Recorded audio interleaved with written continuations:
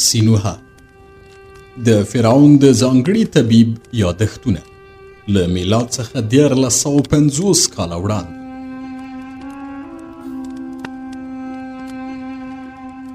25 څپرکی له کورته ستنېدل او د ازمیر نوي حالات.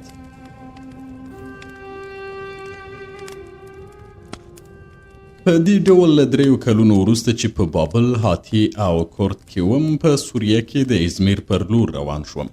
زه پخوا ډیر خام وم، خو په دغو 3 کلونو کې د ژوند درس زه پوخ کړی وم.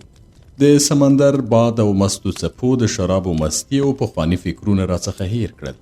کله چې به مې د بیړۍ پر دیوال تکیه کوله او د څپو ننداره مې کوله، نو د مینا څیره او اندام مې د یو خواږه خوب په شان سترګو ته درېدل. داسې یو خوب چې پوهېدم هیڅکله به یې په ویښه ونه ګورم. زه نیکمرغه وم چې مینا او د غویانو پر وړاندې مې د هغې نڅا ولیدل او په دې هم خوشحاله وم چې ومې لیدل هغه یې د خدای په کور کې وژلې، ځکه چې بله تجربه مې ترلاسه کړې. مقصد مې دا نه دی چې ووایم د مینا په مرګ خوشحاله یم او یا مې د هغې د مړینې هیله کوله، بلکې هدف مې دا دی چې له دغې نجلۍ سره د اشنایۍ له امله مې د کورت ټاپو ولید. دغه راز مې د هغه ځای حمامونه او تشنابونه ولیدل او د دغې سیمې د اوسېدونکو دودونه او رواجونه او پر خپل خدای د هغوی عقیده مې ولیدل او د خدای لپاره مې د هغوی سرښندنه ولیده چې یوازې یو سمندري مار و.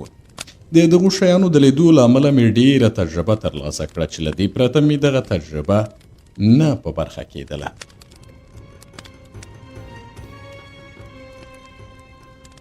تر هغه وخته چې انسان نوي شیان او پیښې نه وي لیدلي ځان بشپړ ګڼي، خو له هغه وروسته چې پوه شي د هغه پر معلوماتو او علمونو سربیره په نړۍ کې ډیر نور علمونه او معلومات هم شته، نو ځان ورته کوچنی ښکاري او همدغه وخت په خپل عیب پوهیږي. له همدې امله بې علمه او بې خبره کسان ډیر ژر مغروره کیږي، ځکه چې فکر کوي په ټولو شیانو پوهیږي او په نړۍ کې تر ده لوړ او تکړه بل څوک نشته. له همدې امله کله چې ګورو یو نارینه یا ښځینه کبر لري او موږ ته په کمه سترګه ګوري، باید پوه شو چې هغه ډېر احمق او ناپوه دی او له دې کبله چې په څه نه پوهیږي، تجربه نه لري، نو ځان تر نورو لوړ ګڼي. څرنګه چې ازمیر ته ننوتم ومې لیدل چې کور مې په خپل حال دی، خو غلو مې د کور ټول سامان لوټ کړی دی. ګاونډیانو زموږ له نشتونه استفاده کړې، کور یې په ډیران بدل کړی او مږې زموږ په کور کې منډې وهي. ګاونډیانو چې ولیدو له موږ یې کرکه کوله، اورېدل مې چې ویل یې هغه مصری دی او زموږ ټولې بدبختۍ له مصره دي. د ګاونډیانو له کرکې حیران شوم. زه په میلمستون کې استوګن شوم چې کاپتا څو تنه کارګران ونیسي او کور پاک کړي. زه چې ازمیر ته ولاړم نو سره او سپین مې نه درلودل، ځکه 3 کاله نه وم راغلی.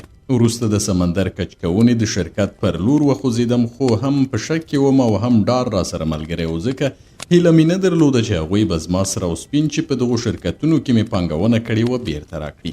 خو د سمندر کچکونې د شرکت مالکانو بې له ځنډه زما پانګونه د هغې له ګټې سره یو ځای راکړه او دا هم راته معلومه شوه چې په تیرو 3 کلونو کې چې زه نه وم او له دې سره سره چې څو بیړۍ ډوبې شوي دي، بیا هم زما سره او سپین تر پخوا ډېر شوي دي.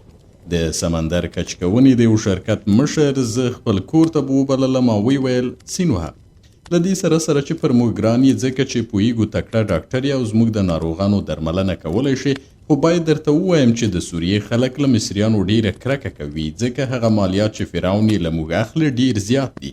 څو ځله یې مصریان په لاره کې سنګسار کړل او د مصریانو کورونو ته یې مړه سپي او پشیانې ور واچولې. له دې کبله چې پر موږ ګران یې، دغه خبره مې درته وکړه چې ځان ته پام وکړي او پوه شي چې په ازمیر کې څه ډول چلند وکړي.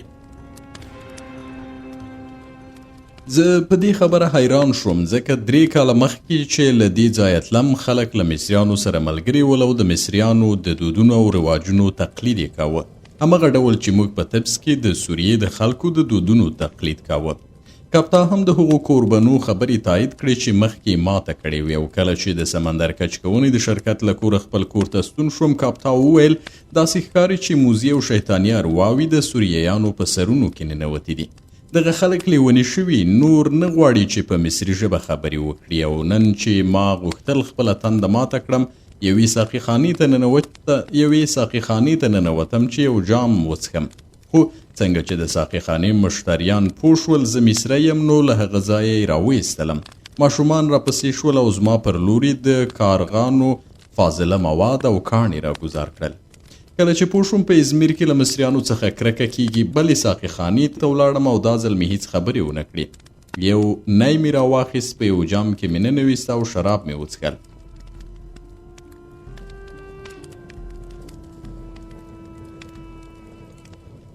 بیا زما مورې وویل په ساقي خانه ډیر په تکلیف وم، ځکه چې کله چې زه د اوربشو اوبو یا بیر څښم او د خلکو په ټولۍ کې ناست یم، باید خپله ژبه هم وکاروم او خبرې وکړم. د ژبې تړل راته ډیر سخت ول، خو له دې سره سره چې سر مې ټیټ و او په پایپ مې د اوربشو اوبه څښلې، خو اورېدل مې چې خلکو د مصر په فرعون او مصریانو پسې خبرې کولې.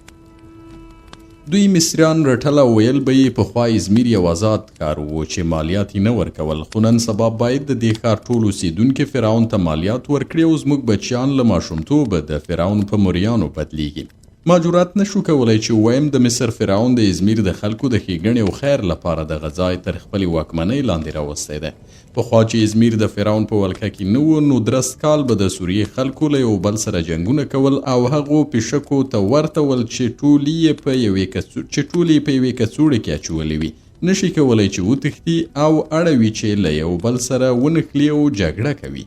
سوریایان د خپل زور خبرې کوي او وایي چې که په سوریه کې موجود پاچاهان سره متحد شي، داسې قدرت به رامنځته شي چې فرعون به ورسره مبارزه ونه کړای شي. آیا دا خبره د منلو ده چې یوه ورځ به دغه پاچاهان سره متحد شي؟ دوی هیڅکله هم نشي سره متحد کیدی. ما هغوی ته ځواب نشو ورکولی او د دغو خبرو د اورېدو زغم مې هم نه درلود. په بیړه مې د اوربشو اوبه وڅښلې او له ساقي خانې څخه راووتم. له دې وروسته چې ما د کاپتا خبرې واورېدې، نو سوریاني کالي مې واغوستله او له کوره راووتم. متوجه شوم چې زما مورې سمې خبرې کړې وې. خلکو له مصریانو داسې کرکه کوله او ورته غوسه ول، نو له همدې کبله مصریان مجبور ول چې له ځانه سره ساتونکي وګرځوي. له دې سره سره چې خلکو به د مصریانو پر لوري د میوې پوستکي او خوسا کبان اچول، خو ما ته چا توجه نه کوله ځکه چې ما سوریاني کالي اغوستي ول. ما خلکو ته غوږ ونیو چې دوی ولې شکایت کوي، خو وروسته پوه شوم چې ټول د هغو مالیاتو له کبله خفه او شکایت کوي چې فرعون یې له سوریې څخه اخلي. دوی په دې نه پوهېدل چې فرعون د دې مالیاتو یوه ستره برخه په خپله د سوریې پر چارو لګوي، او که د مصر غنم نه وي او یا ازمیر او د سوریې نورو ښارونو ته د مصر غنم ونه رسیږي، نو خلک به له لوږې مړه شي. له دې سره سره چې پوهېدم خلک د مصریانو په اړه بدبینه دي، نو په خپل کور کې مې کتنځی پرانست. ځینې ناروغان ما ته راغلل، ځکه کله چې خلک ناروغه کیږي او په دردونو اخته کیږي، نو بیا د ډاکټر ملیت ورته مهم نه وي، بلکې د دې پر خلاف دا وایي چې آیا ډاکټر تکړه دی او کنه، درملنه کولی شي او کنه. ځینو ناروغانو به شکایت کوو چې مصر اوس د وینې زبېښونکي په شان دی او زموږ د وینې د زبېښلو له کبله چاق شوی دی، په داسې حال کې چې موږ کال پر کال بېوزله کیږو. د مالیاتو د ترلاسه کولو لپاره مصر پلمه دا ده چې موږ ته یې پوځي چوڼۍ جوړې کړي چې امنیت مو وساتي، داسې حال کې چې د مصر له لښکرو پرته هم موږ خپل امنیت ساتلی شو. یو لوی توهین او سپکاوی چې موږ ته شوی دا دی چې موږ نشو کولی خپل پوځي برجونه ورغوو او نوې کلاګانې جوړې کړو، په داسې حال کې چې د نوې کلا د جوړېدا او د برجونو د رغولو لګښت موږ پخپله ورکوو. که مصر له موږ مالیات نه اخیستلی، نو موږ به نیکمرغه او سوکاله ملت و، خو مصر د ملخانو د پوځ په شان پر سوریې پروت دی او ستاسې فرعون نیت لري چې خپل خدای پر موږ وتپي، په داسې حال کې چې موږ د هغه د خدای غوښتونکي نه یو او د خپل خدای عبادت کوو.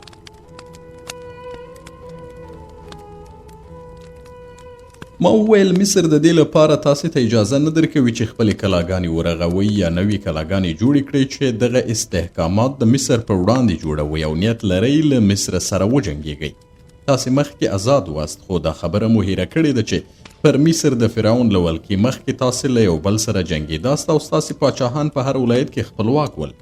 دوی له تاسې سره هر هغه څه کول چې د دوی زړونو غوښتل او شتمن او بېوزله دواړه د هغوی له ظلمه په تنګ شوي ول. خو نن سبا د مصر قوانین ستاسې ملاتړ کوي او د دې مخه نیسي چې د سوریې پاچاهان پر تاسې ظلم وکړي او شتمن او بېوزله د مصر د قوانینو تر سیوري لاندې دي.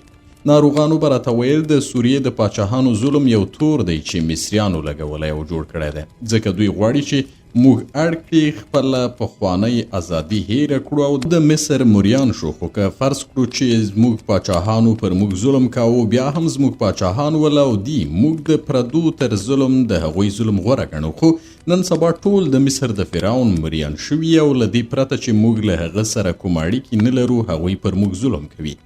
ما وویل زه ستاسې په بدن کې د موریانو داغونه نه وینم. تاسې آزاد یاست، تر پخوا چاغ شوي یاست او دغه چاغي د دې ښوونه کوي چې ښه ژوند کوئ. که تاسې د پخوا په شان واست او د مصر قانون ستاسې ملاتړی نه وای، نو تل به مو د یو بل بیړۍ غلا کولې، ونې به مو غوڅولې، د سوریې په لارو کې هیڅ یو مسافر امنیت نه درلود. خو نن سبا څوک ستاسې کښتۍ نه لوټي، ستاسې د میوې ونې نه پرې کوي او له ګواښه پرته د سوریې هر ځای ته چې وغواړئ سفر کولی شئ. سوریایانو زما دلایل نه منل او له دې وروسته چې معالجه به شول، خپله ډالۍ به یې په کاوړ ماته راکړه او د تلو په وخت کې به یې وویل له دې سره چې تا د سوریایانو جامې اغوستي، خو بیا هم یو مصری یې او هر مصری چې هر چیرته ژوند وکړي یو ظالم دی. ښه مصری نشته مګر دا چې مړ شوی وي. د خلکو له لوري له مصریانو عمومي کرکه ډېره شوې وه او زه متوجه شوم چې نور په ازمیر کې ژوند نشو کولی، ځکه چې که فرضاً خلکو زه نه وای وژلی، د هغوی کرکې زما ژوند تریخ کړی و. داسې ښکارېدل چې یوه میلمه په یوه کور کې وي او کوربه ترې کرکه وکړي چې په دې حالت کې په دې کور کې سړی له اوسېدو څخه سخت بیزاره کیږي. ما په ازمیر کې خپلې پیسې او پورونه راټول کړل او مصر ته مې د تللو نیت وکړ، ځکه له څو کلونو وروسته په پردیو هیوادونو کې وم، نو مجبور وم چې مصر ته ستون شم او د خپل ماموریت راپور د مصر قماندان یا هورمهب ته ورکړم، ځکه چې ماته یې دنده سپارلې وه چې د نورو ملتونو او پاچاهانو له پوځي حاله معلومات راغونډ کړم. یوه ورځ سهار چې کله په ازمیر کې خلک له خوبه راپاڅېدل، متوجه شول چې تېره شپه یې د یو مصري سپاهي سر پرې کړی دی. خلک له دې پیښې وروسته د فرعون له قهره سخت وویرېدل، خپلو کورونو ته ولاړل، دروازې بندې کړې او له کوره نه راوتل. دغه پیښه د دې سبب شو چې د فرعون او مصریانو په اړه د خلکو غوسه سړه شي. خو زه پوهېدم چې دغه ارامي موقتي ده او له دې وروسته به د مصریانو پر خلاف د خلکو غوسه او قهر نور هم زیات شي. همداسې هم وشول او د دغه مصري عسکر وژونکي پیدا نه شول. 2 یا 3 ورځې وروسته خلک له کورونو راووتل او دا ځل پر مصریانو نور هم په قهر ول. هیڅ مصري جرأت نه کوو چې له وسلې پرته له کوره راووځي او سړکونو ته ووځي. له دې کبله چې ما سوریاني جامې اغوستې، نو له ډاره پرته له کوره ووتم او ځینې شپې به د اشتار معبد ته تلم چې تفریح وکړم، ځکه چې ازمیر ته له ستنېدا وروسته مې د تندې احساس کوه او د یوه تږي سړي په شان وم چې نه پوهېږي دغه څاه چې له هغې اوبه څکې په چا پورې اړوند ده.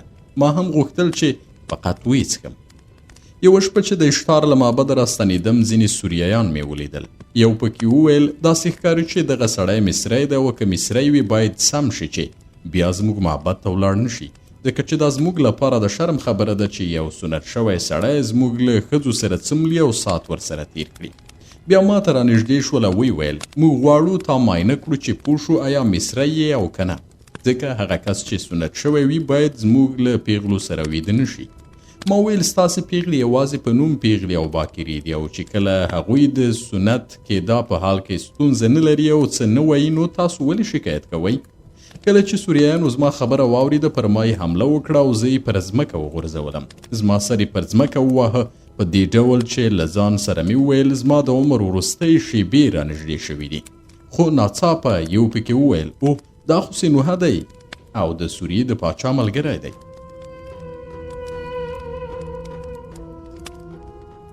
نورو چې دغه خبره واورېده زه یې خوشی کړم، خپل مخونه یې په لمنو پټ کړل چې زه یې ونه ګورم او ویې نه پېژنم. په نارو سرو وتښتېدل. زه هم له هغه ځایه پورته شوم او کور ته ولاړم.